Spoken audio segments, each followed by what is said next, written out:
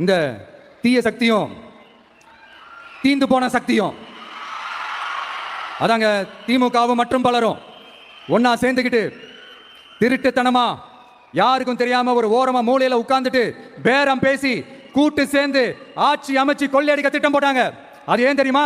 உங்களோட இந்த டிவிக்கு ஆட்சி அமைஞ்சா அவங்க பொழப்பே போயிடும். அந்த கொள்ளையடிக்கிறது, லஞ்சம், ஊழல் எல்லாமே கதம் கதம். அதான் இந்த காரணம். அடுத்து ஸ்டாலின் சார், திமுக வந்து இப்போ தீய சக்தி மட்டும் இல்ல, மக்களை விட்டு ரொம்ப தூரமா போன தூர சக்தி, ஓர சக்தி, கோர சக்தி, பார சக்தி. நீங்க எப்போ இந்த தீந்து போன சக்தியோட நீங்க கூட்டு சேர்ந்துக்கிட்டு ஆட்சி அமைக்கணும்னு நினைச்சீங்களோ அப்பவே இந்த திமுக தூர்ந்து போன சக்தியாகவும் ஆயிடுச்சு.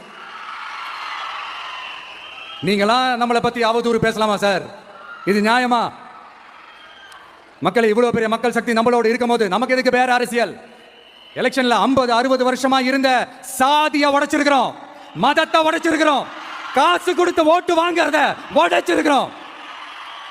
நாம எது செஞ்சாலும் கான்ஸ்டிடியூஷன்ல தான் செய்வோம். இந்த ஸ்பீச்சை பத்தி நீங்க என்ன நினைக்கிறேன்னு கமெண்ட் பண்ணுங்க.